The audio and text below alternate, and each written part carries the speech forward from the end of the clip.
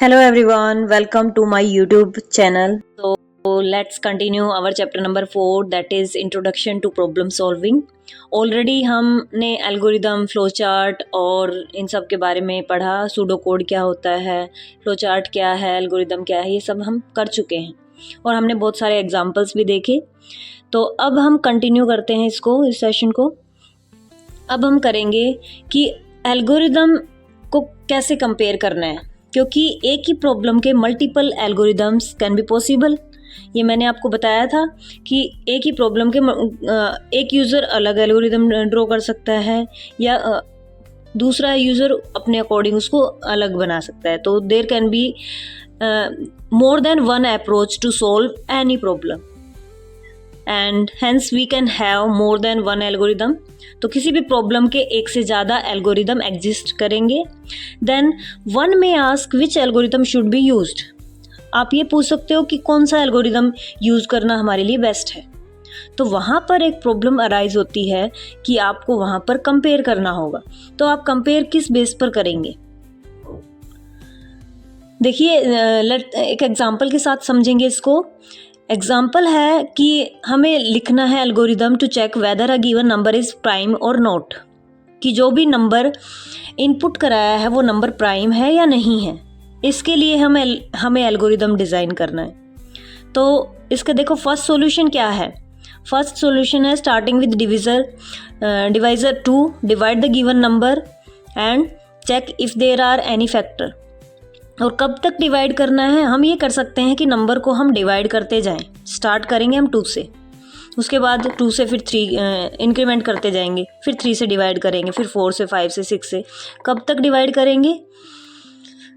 जो नंबर है हम जिसको चेक कर रहे हैं उस नंबर तक हम उसको डिवाइड करते जाएंगे, उससे एक कम लगा लो या फिर बस। यानी कि जब तक हम डिवाइड करेंगे जब तक कि डिवाइज़र लेस देन रहेगा डिविडेंड से। जो भी नंबर हमारा यहाँ पर क्या होगा? डिविडेंड होगा।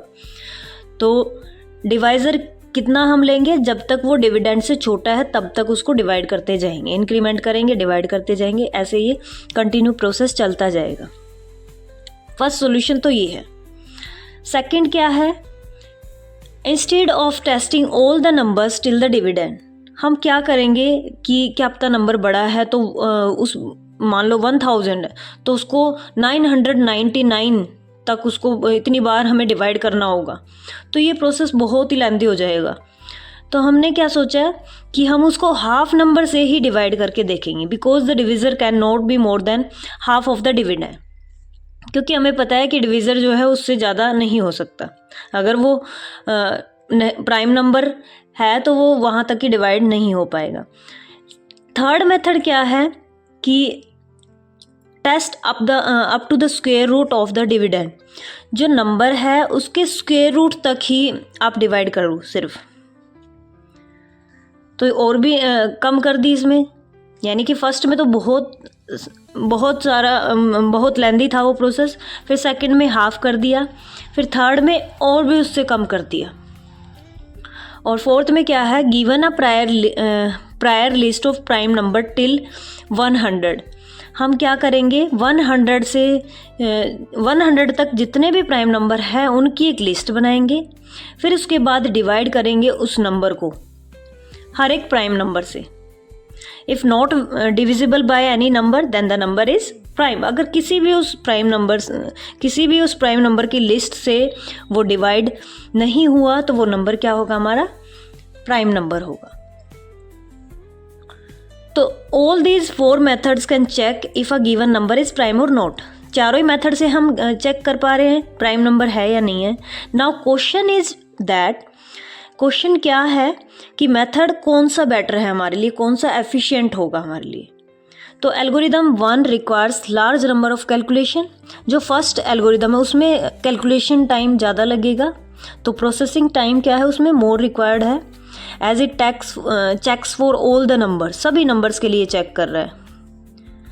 एंड सेकेंड थोड़ा फर्स्ट से एफिशिएंट है, क्योंकि इसमें कुछ ही नंबर्स को चेक किया जा रहा है, half of the number will be checked, thus it reduce the time, इसकी प्रोसेसिंग टाइम उससे कम लगेगी।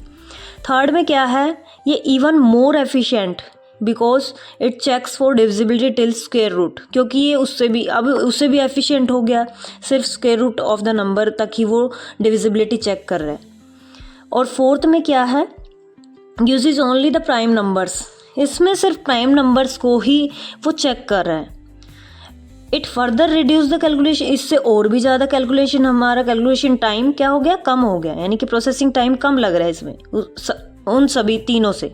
बट इन दिस मेथड, लेकिन जो लास्ट वाला मेथड है वी रिक्वायर, हमें किस चीज़ की ज़रूरत पड़ेगी वहाँ पर, मेमोरी की, एक्स्ट्रा मेमोरी की रिक्वायरमेंट होगी वहाँ पर, क्योंकि एक लिस्ट हमें रेडी करनी पड़ेगी, उसको हम स्टोर कराएंगे फिर। Hence algorithm can be compared and analysed on the basis, तो आप क्या समझे इस चीज़ से, हम एल्गोरिदम को किस बेस पर कंपेयर करेंगे, मेमोरी, यानी कि मेमोरी जो कंप्यूटर की मेमोरी है उसके बेस पर, और प्रोसेसिंग टाइम पर। तो दो चीज़ें हम बेसिकली चेक करते हैं, time complexity and space complexity. ये दो चीज़ें हम चेक करेंगे, time complexity and space complexity. The choice of an algorithm over another is done depending on how efficient they are in terms of processing time. तो हम उनको compare करेंगे, memory किस में ज़्यादा है, किस में कम है, किस में प्रोसेसिंग टाइम कम है, किस में दोनों ही कम है, तो वही बेस्ट रहेगा फिर। तो ये चीज़ें चेक करने के बाद आपको एक एफिशिएंट एल्गोरिदम मिल जाएगा। उसके बाद आप स्टार्ट करोगे next step, that is coding. So once an algorithm is finalized, it should be coded in a high level programming language. जैसे ही आपका एल्गोरिदम फाइनल हो जाता है कि ये एल्गोरिदम बेस्ट है, then you start for coding. और कोई भी प्रोग्रामिंग लैंग्वेज में आप कोड कर सकते हो, C++, .NET, Java, there are so many languages which we can use for coding.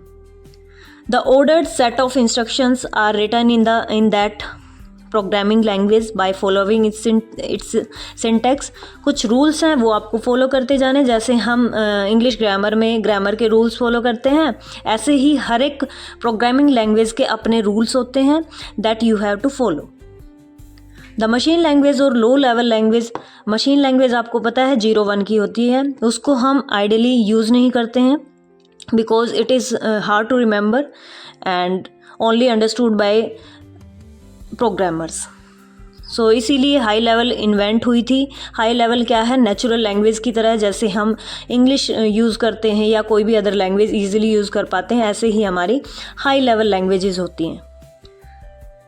Advantage यही है कि ये पोर्टेबल है, किसी भी अनदर कंप्यूटर पे भी आप इसकी जो कोड लिखा हुआ है उसको ईजिली रन कर सकते हो। लेकिन अगर मशीन लैंग्वेज में कोई प्रोग्राम लिखा है तो उसको आप जिस कंप्यूटर पे आपने उसको बनाया है उसी पर आप रन कर सकते हो। और लो लेवल प्रोग्राम्स का run only one kind of computer and have to be rewritten in order to run on another type of system. अगर आपको करना भी है अनदर सिस्टम पर रन तो आपको दोबारा से उसको लिखना होता है। There are so many high level languages available as I already told you. A program written in high level language is called source code. जो भी कोड आप लिखते हो हाई लेवल लैंग्वेज में उसको सोर्स कोड बोला जाता है। फिर सोर्स कोड कंप्यूटर कैसे अंडरस्टैंड कर पाता है, उसके लिए बीच में कन्वर्टर होते हैं। दो कन्वर्टर बेसिकली यूज़ किए जाते हैं, इंटरप्रेटर और कंपाइलर। दोनों में डिफरेंस क्या है, इंटरप्रेटर जो है वो लाइन बाय लाइन करता है, लाइन बाय लाइन करेगा कोड को, और कंपाइलर आपका एक ही रन में पूरे को रन कर देगा। यानी कि एक एक लाइन करके कौन करता है, इंटरप्रेटर, और जो आपका कंपाइलर होता है वो पूरे कोड को एक बार में रन करता है। A program written in high level language is called source code. जो भी प्रोग्राम हाई लेवल लैंग्वेज में लिखा होता है उसको सोर्स कोड बोला जाता है। लेकिन computer high level language program को डायरेक्टली अंडरस्टैंड नहीं कर सकता, उसके लिए ट्रांसलेटर वो यूज़ करता है, कंपाइलर और इंटरप्रेटर। कंपाइलर और इंटरप्रेटर में डिफरेंस क्या है ये ऑलरेडी चैप्टर 1 में मैंने कराया था। इंटरप्रेटर जो होता है वो लाइन बाय लाइन कोड को कन्वर्ट करता है और कंपाइलर आपका एक बार में ही पूरे कोड को कन्वर्ट करेगा। And there are many programming language available. So हम कौन सी लैंग्वेज में लिखेंगे वो डिपेंड करता है डिफरेंट फैक्टर्स पर। Like it depends on operating system, जिस पे हमें किस ऑपरेटिंग सिस्टम पर हम प्रोग्राम को रन करने वाले हैं। We need to decide whether the application would be a desktop. फिर उसके बाद हम देखेंगे कि जो हम सॉफ्टवेयर बना रहे हैं वो सॉफ्टवेयर क्या मोबाइल के लिए है या ऑनलाइन हमें रन कराना है। इस फैक्टर पर भी डिपेंड करता है प्रोग्रामिंग लैंग्वेज चूज़ करना। So and beside programs are developed not only to work on a computer, mobile और a web browser, but it may also be written for embedded system. और ये सिर्फ computer, mobile, web browser इनके लिए ही नहीं हो सकता है, ये एम्बेडेड सिस्टम के लिए भी हो सकता है, like digital watch, MP3 players, traffic signals, vehicles, medical equipments, इन सब डिकम्पोजिशन। ये लास्ट टॉपिक है इस चैप्टर का। डिकम्पोजिशन क्या होता है? किसी बड़ी कॉम्प्लेक्स प्रॉब्लम को डिकम्पोज यानी कि ब्रेक डाउन करना स्मॉल प्रॉब्लम्स में, क्योंकि एक सिंगल प्रॉब्लम कॉम्प्लेक्स थी, उसको हम डायरेक्टली सॉल्व ना करके उसको स्मॉलर पार्ट्स में डिवाइड करते हैं, उसके बाद उस पर वर्क किया जाता है। Basic idea of solving a complex problem by decomposition, ये इजी हो जाता है टास्क अगर हम उसको स्मॉलर सब प्रॉब्लम्स में डिवाइड कर देते हैं तो। जैसे यहाँ पे एग्जांपल दिया हुआ है रेलवे रिजर्वेशन सिस्टम का। यहाँ पे देखो, trains information, day, timing, station, classes and बस। रिजर्वेशन इन्फॉर्मेशन यानी कि इन्फॉर्मेशन वाइज इनको डिवाइड कर दिया गया है। फूड सर्विस का अलग पेज, बिलिंग सर्विस को अलग सब प्रॉब्लम बना दिया, अदर डिटेल अबाउट रेलवेज़ का अलग प्रॉब्लम बना दी। और फिर इसके लिए अलग अलग एल्गोरिदम बनेंगे, अलग अलग कोड किया जाएगा, उनको टेस्ट किया जाएगा। उसके बाद लास्ट में जब सारे टेस्ट करेक्ट होंगे उसके बाद इसको इंटीग्रेट किया जाएगा यानी कि कंबाइन किया जाएगा। इसके बाद इसकी समरी हम नेक्स्ट वीडियो में कंटिन्यू करेंगे। Till then take care, bye bye, see you in the next video.